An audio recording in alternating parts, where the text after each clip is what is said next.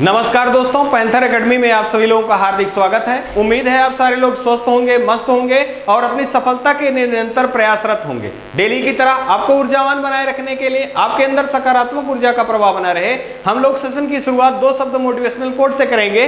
तो देखिए, मंजिल उन्हीं को मिलती है जिनके सपनों में जान होती है, पंखों से कुछ नहीं होता, हौसलों से उड़ान होती है। मतलब आपके संकल्प को दृढ़ होना चाहिए। अगर आपका संकल्प दृढ़ है तो आप सफल होके ही रहेंगे। इन्हीं शब्दों के साथ हम लोग सेशन की शुरुआत करेंगे और डेली की तरह आपसे यही गुजारिश है कि आप सेशन में शुरुआत से लेकर अंत तक बने रहिए। निश्चित ही इस सेशन से आपको लाभ होने वाला है। अत्यंत महत्वपूर्ण प्रश्नों का यहाँ कलेक्शन किया गया है। आइए इसी क्रम में हम लोग देखें। पहला प्रश्न आपका है, हाल ही में चर्चा में किस राज्य की जनजाति ने अपने गांव को ड्रग्स फ्री जोन घोषित किया? तो ये पोवई है। पहला आपका पोवई जनजात, दूसरा भील जनजात, तीसरा गौड़ जनजात, चौथा दिया गया संथाल जनजात। संथाल जनजात। तो यहां पर जो सही विकल्प आपका होगा मित्रों, विकल्प नंबर ए सही होगा। ये पोवई जनजाति के द्वारा अपने गांव को ड्रग फ्री जोन के रूप में घोषित किया गया। तो सबसे पहले जाने कि ये कहां की जनजाति है, तो ये जनजाति जो है मणिपुर की है। मणिपुर की जनजाति है। और मणिपुर की राजधानी क्या है? मणिपुर की राजधानी इम्फाल है। और यहाँ के जो मुख्यमंत्री हैं एन बीरेन हैं, एन बीरेन है, जबकि राज्यपाल ला गणेशन है। साथ ही साथ अगर हम बात करें जनजाति से संबंधित, तो यहाँ पर बात हो रही है गांव को ड्रग फ्री जोन। तो यहाँ पर अफीम की खेती, अफीम की खेती पर रोक लगा दी गई है। आपसे प्रश्न ये भी पूछा गया है कि भारत में एकमात्र अफीम फैक्ट्री कहाँ स्थित है? तो उत्तर प्रदेश के गाजीपुर में स्थित है। अब बात हो रही है जनजाति की दोस्तों। तो जनजाति शब्द का सबसे पहले प्रयोग किसने किया था? तो ठक्कर बप्पा ने जनजाति शब्द का सबसे पहले प्रयोग किया था। अगर हम बात करें विश्व की सबसे पुरानी जनजाति कौन सी है, तो विश्व की सबसे पुरानी जनजाति जो है जारवा जनजाति है। अगर हम यही बात कर लें भारत के परिप्रेक्ष्य में कि भारत की सबसे बड़ी जनजाति कौन सी है, तो भील जनजाति है। और दूसरे स्थान पे गौड़ है, तीसरे स्थान पे संथाल है, तीसरे स्थान पर संथाल है। अगर हम यही बात करें मणिपुर से संबंधित, तो टोटल जो पंजीकृत है 33 जनजातियां मणिपुर में पाई जाती हैं। अगर हम यही बात करें मणिपुर से संबंधित, एक महत्वपूर्ण प्रश्न बार बार पूछा गया है कि विश्व का एकमात्र तैरता हुआ नेशनल पार्क कहाँ स्थित है? तो भारत के मणिपुर राज्य में केवो लामजाओ नेशनल पार्क है और यहीं पे संघाई हिरण पाया जाता है। फूमड़ नाम की घास कहाँ पाई जाती है? तो केवो लामजाओ नेशनल पार्क में पाया जाता है। हाल फिलहाल के दिनों में चर्चा में रहा सकुरा, जो कि चेरी ब्लॉसम की एक प्रजाति है, ये भारत के किस राज्य में पाया गया? मणिपुर में पाया गया। आपसे पूछा गया है कि लेप्चा जनजाति किस राज्य में पाया जाता है? तो सिक्किम राज्य में लेप्चा नामक जनजाति पाई जाती है। और जारवा और सेंटलीज जो आद्य जनजातियों के रूप में है, कहाँ पाए जाते हैं? अंडमान और निकोबार द्वीप समूह पर पाए जाते हैं। आइए इसी क्रम में हम लोग अगला प्रश्न देख लेते हैं दोस्तों। हाल ही में अंतरराष्ट्रीय निशानेबाजी खेल महासंघ जूनियर विश्व कप का आयोजन किस देश में किया जाएगा? तो पहला दिया गया इटली, दूसरा दिया गया फ्रांस, तीसरा दिया गया जर्मनी, तीसरा दिया गया स्पेन। तो यहाँ जो सही विकल्प आपका होगा, विकल्प नंबर सी सही होगा, जर्मनी। अंतरराष्ट्रीय निशानेबाजी खेल महासंघ जूनियर विश्व कप का आयोजन जर्मनी में किया जाएगा। अगर हम जर्मनी की बात करें तो इसकी राजधानी जो है दोस्तों ये बर्लिन है। अगर हम फ्रांस के बारे में बात करें तो फ्रांस की राजधानी पेरिस है, फ्रांस की राजधानी पेरिस है। अगर हम बात करें इटली की, तो इटली की राजधानी रोम है और रोम से ही शांति का नोबेल पुरस्कार आवंटित किया जाता है या पुरस्कार को बांटा जाता है। साथ ही साथ अगर हम बात करें FAO food and agriculture organisation का मुख्यालय कहाँ स्थित है? वो रोम में स्थित है। अगर हम यही बात कर लें स्पेन से संबंधित, तो स्पेन की राजधानी जो है ये मैड्रिड है। स्पेन की राजधानी मैड्रिड है। स्पेन की राजधानी मैड्रिड है। आपको यहाँ पर ये ध्यान देना है कि फ्रांस की राजधानी जो पेरिस है, इसे सुरा और सुंदरियों का देश के नाम से भी जाना जाता है। साथ ही सुरा और सुंदरियों का शहर के नाम से भी जाना जाता है। साथ ही साथ 75वां कांस फिल्म फेस्टिवल का आयोजन कहाँ किया जाएगा? तो फ्रांस के पेरिस में किया जाएगा। और आधिकारिक रूप से एंट्री पाने वाला देश कौन सा है? तो आधिकारिक रूप से एंट्री पाने वाला देश जो है ये 75वां कांस्य फिल्म और आधिकारिक रूप से एंट्री पाने वाला भारत है, भारत है।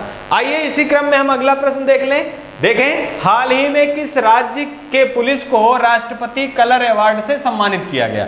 अब यहाँ पहला दिया गया असम, दूसरा दिया गया तमिलनाडु, तीसरा दिया गया नागालैंड, चौथा दिया गया अरुणाचल प्रदेश। तो यहाँ जो सही विकल्प होगा, विकल्प नंबर ए सही होगा। हाल ही में रक्षा मंत्री राजनाथ सिंह जी द्वारा 3 दिवसीय असम का दौरा किया गया और उसी दौरान असम राज्य को राष्ट्रपति कलर अवार्ड से सम्मानित किया गया। राष्ट्रपति कलर अवार्ड, राष्ट्रपति कलर अवार्ड पुलिस सेवा का सर्वोच्च सम्मान है। पुलिस सेवा का सर्वोच्च सम्मान है, सर्वोच्च सम्मान है।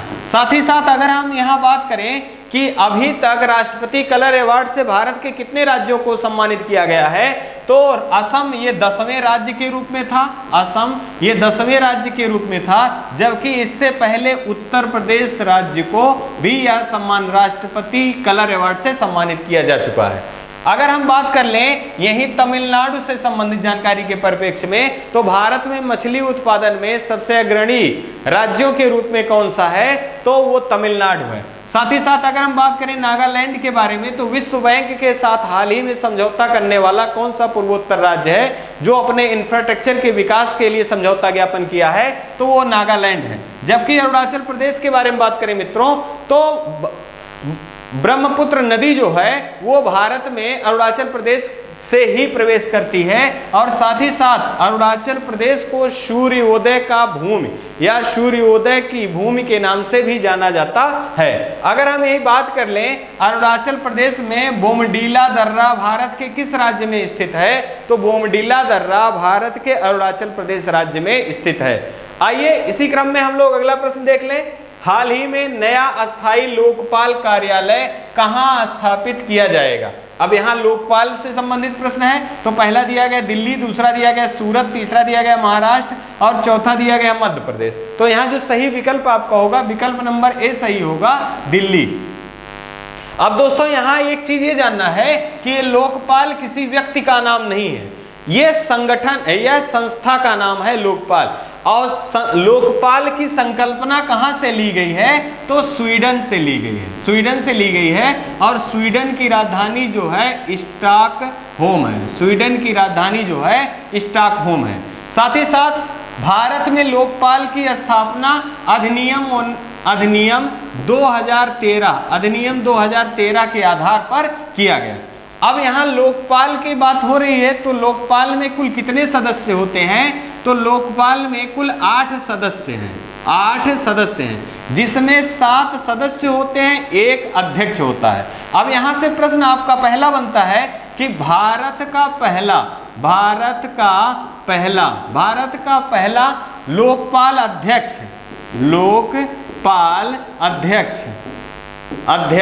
के रूप में किसे नियुक्त किया गया था? तो पिनाकी चंद्र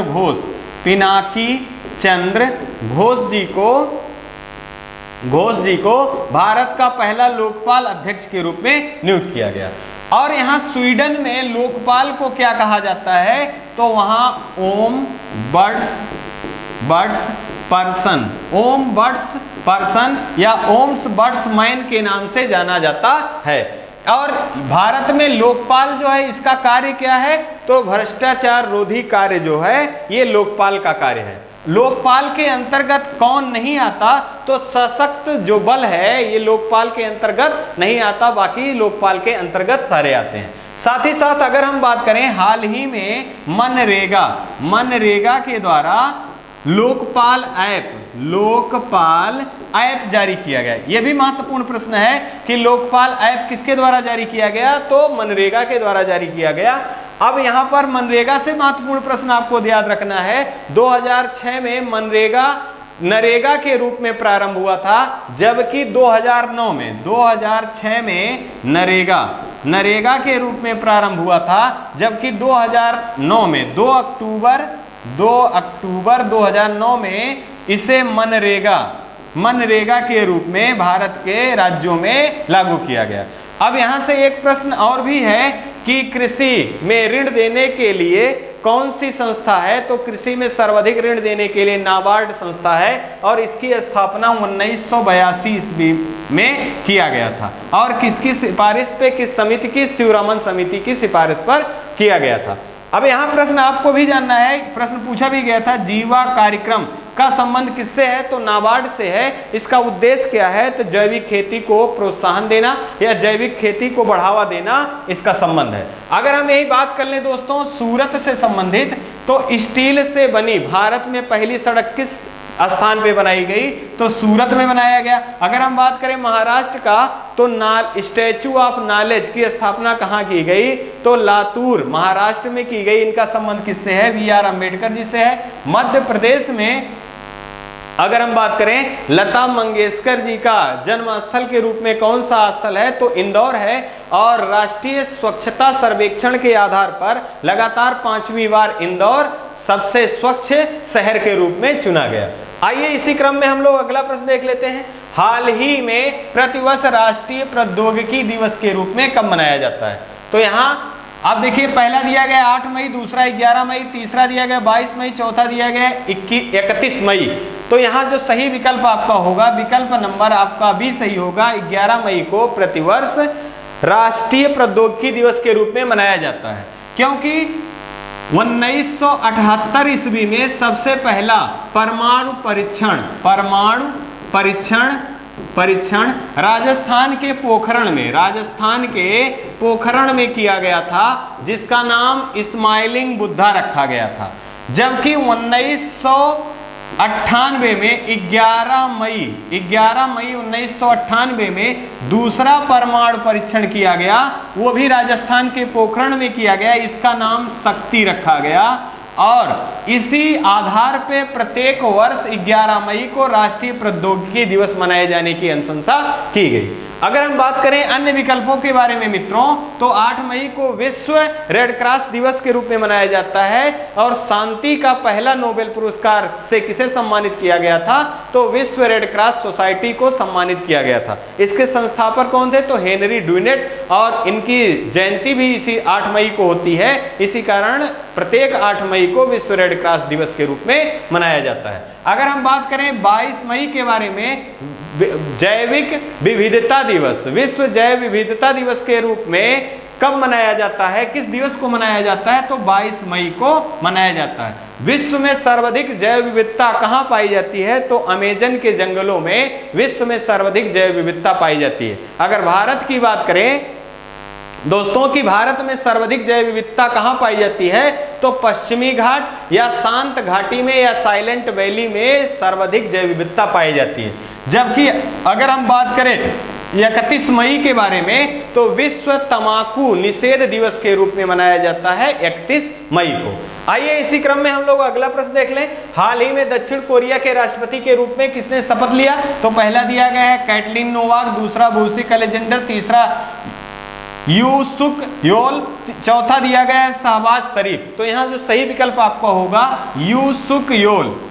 यू सुक योल ने दक्षिण कोरिया के राष्ट्रपति के रूप में शपथ ग्रहण किया। साथ ही साथ अब यहाँ देखें दक्षिण कोरिया और उत्तर कोरिया की राजधानियों से संबंधित प्रश्न पूछे जाते हैं, जहां गलत होने के चांस अत्यधिक होते हैं। तो यहाँ देखें दक्षिण कोरिया की राजधानी जो है ये सियोल है और इसे प्रातः का शांतिकाल का देश के नाम से भी जाना जाता है। अगर हम बात करें उत्तर कोरिया की दोस्तों, तो उत्तर कोरिया की जो राजधानी है ये प्योंगयांग है।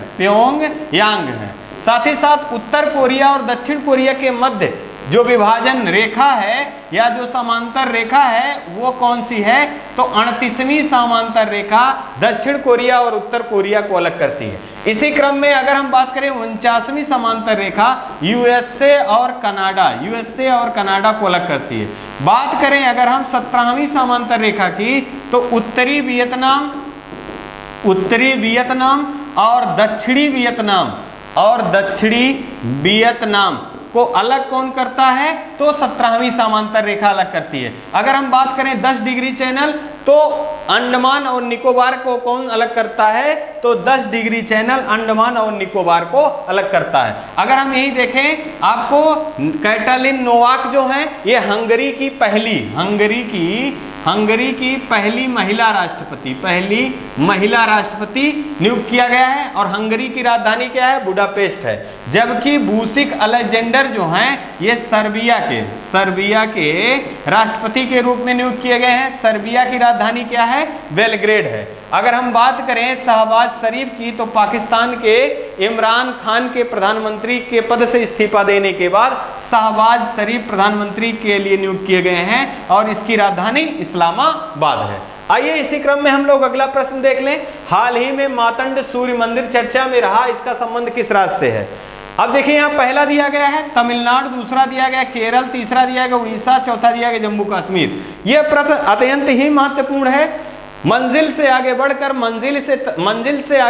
मंजिल की तलाश कर, गर मिल जाए दरिया तो समंदर की तलाश कर, टूट जाता है शीशा पत्थर की चोट से, टूट जाए पत्थर ऐसा शीशा तलाश कर। अपने आप को इतना ज्यादा मजबूत बनाना है, परीक्षा चाहे जो हो, सफलता आपके हाथ आनी ही चाहिए। इसी क्रम में देखिए अत्यंत ही महत्वपूर्ण कला और संस्कृति के दृष्टिकोण से है मातंड सूर्य मंदिर। अब यहां से कुछ महत्वपूर्ण फैक्ट देखें जो परीक्षा के लिए अत्यंत महत्वपूर्ण है। तो ये भारत का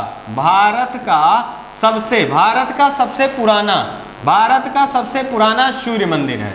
अब ये 8वीं सदी में इसका निर्माण किया गया था और इसका निर्माण ललितादित्य काकतीय वंश के राजा के द्वारा किया गया था। अब भारत में अन्य 3 और सूर्य मंदिर हैं, 3 राज्यों में सूर्य मंदिर है। जैसे उड़ीसा में कोणार्क का सूर्य मंदिर कहाँ स्थित है? उड़ीसा में स्थित है। और मोढेरा का सूर्य मंदिर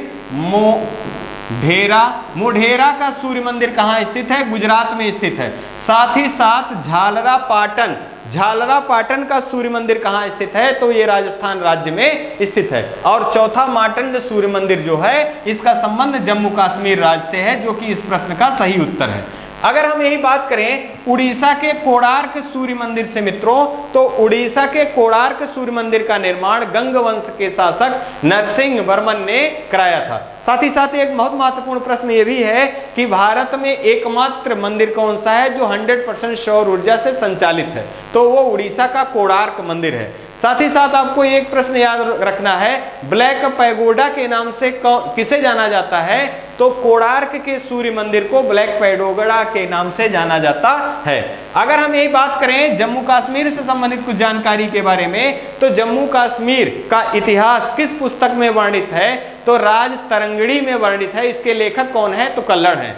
जम्मू कश्मीर का भारत अभिन्न अंग के रूप में किस आधार पर हुआ? विलय पत्र पर हस्ताक्षर के द्वारा जम्मू कश्मीर भारत का अभिन्न अंग के रूप में हुआ। साथ ही साथ में अगर हम बात करें जम्मू कश्मीर का अकबर के नाम से किसे जाना जाता है? तो जैन उल आबदीन को जम्मू कश्मीर का अकबर के नाम से जाना जाता है। जम्मू कश्मीर में कितनी भाषाएं बोली जाती हैं? 5 भाषाएं जम्मू कश्मीर में बोली जाती हैं।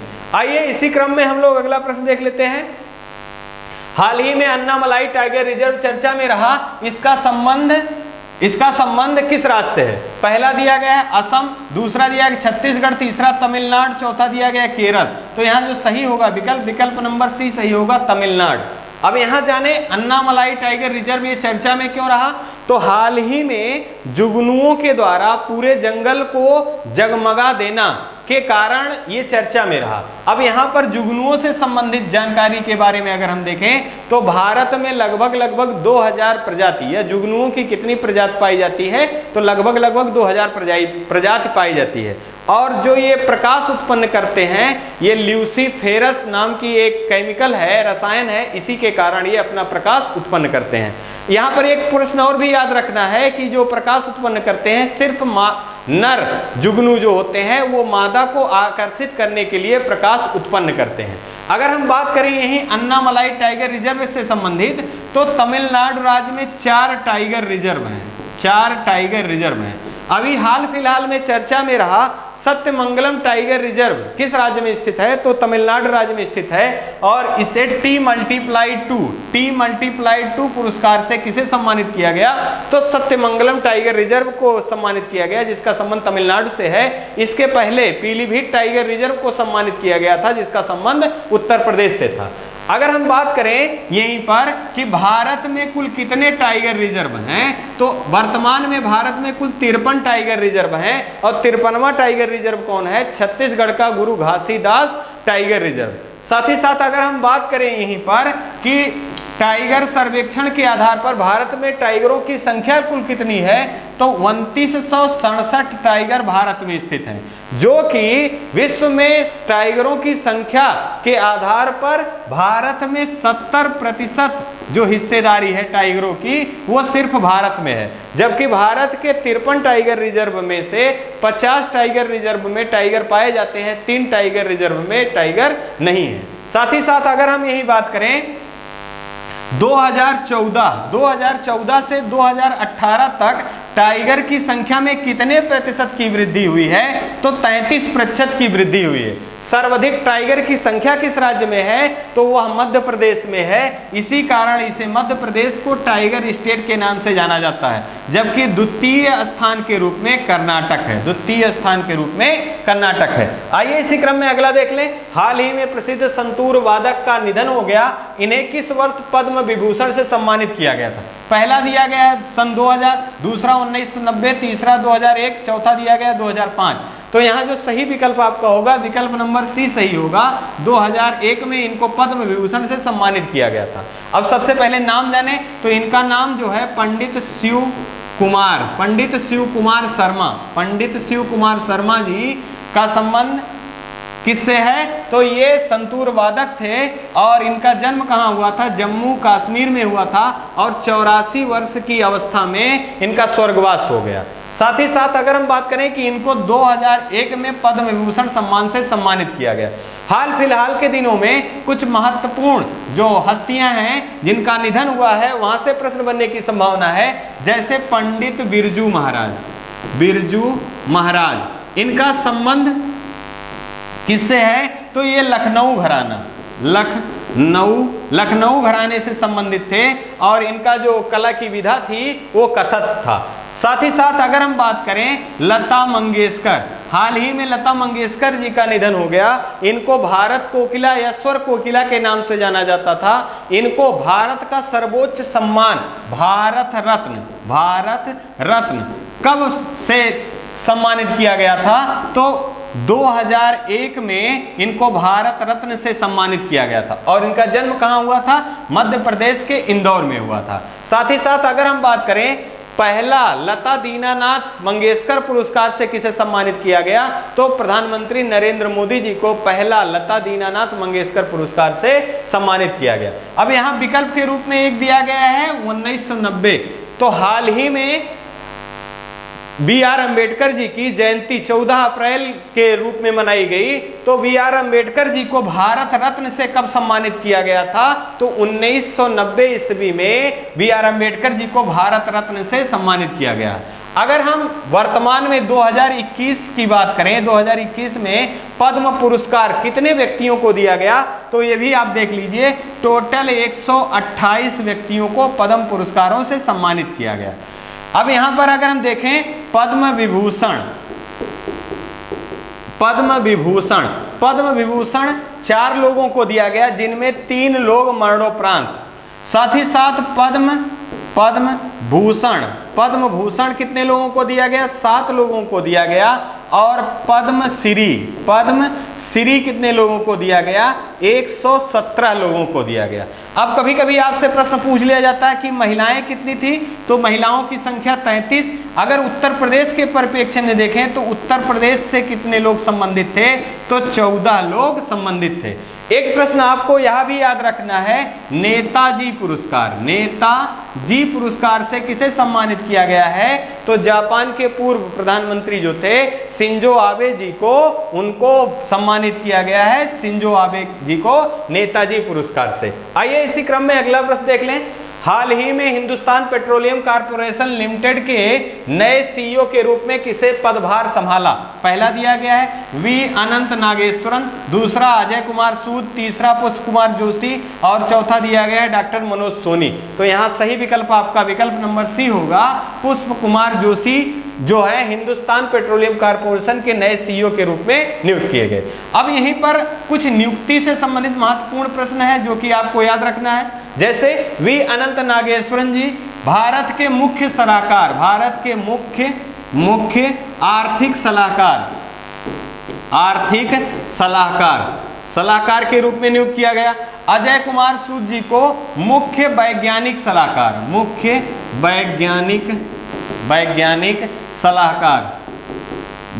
सलाहकार के रूप में नियुक्त किया गया।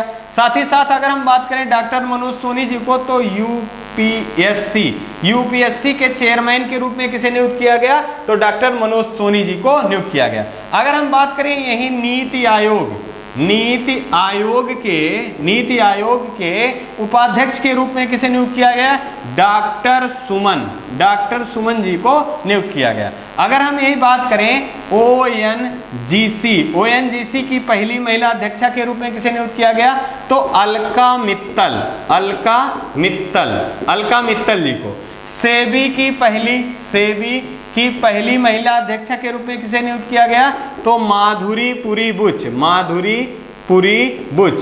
साथ ही साथ जेएनयू की पहली महिला कुलपति के रूप में किसे नियुक्त किया गया? तो शांति श्री धूलीपड़ी को नियुक्त किया गया। आपसे प्रश्न पूछ लिया जाता है कि जूलॉजिकल सर्वे ऑफ इंडिया की पहली महिला अध्यक्षा के रूप में किसे नियुक्त किया गया है? तो धृति बनर्जी हैं। और SAIL Steel Authority of India की पहली महिला अध्यक्ष के रूप में किसे नियुक्त किया गया है? तो शोभा मंडल है। ये सारे प्रश्न अत्यंत ही महत्वपूर्ण हैं जो कि आपकी परीक्षा में जो पत्थर के मील साबित होंगे आपकी सफलता के लिए। अब यहाँ देखिए आपको पुनः दो शब्द लिखा गया है मोटिवेशनल कोट के रूप में, मिल जाएगी मंजिल भटकते भटकते, गुमराह तो वो हैं जो घर से निकलते ही नहीं। मतलब अगर आपने कोई सपना या कोई अपना उद्देश्य नहीं बनाया है तो आप सफलता की जो परिकल्पना कर रहे हैं ये झूठा है। अगर आप अपने सपने को आपको साकार करना है तो आपको सपने देखने होंगे। किसी ने सही ही कहा है कि सपने वे नहीं होते जो रात में दिखाई देते हैं या जो रात में देखे जाते हैं, सपने वे होते हैं जो सोने नहीं देते। इसी उम्मीद के साथ, इसी सकारात्मक सोच के साथ आपको अपने सपने को साकार करने के लिए निरंतर प्रयास करना चाहिए और आप अपना और अपने परिवार का खूब सारा ध्यान रखिए। जय हिंद, जय भारत।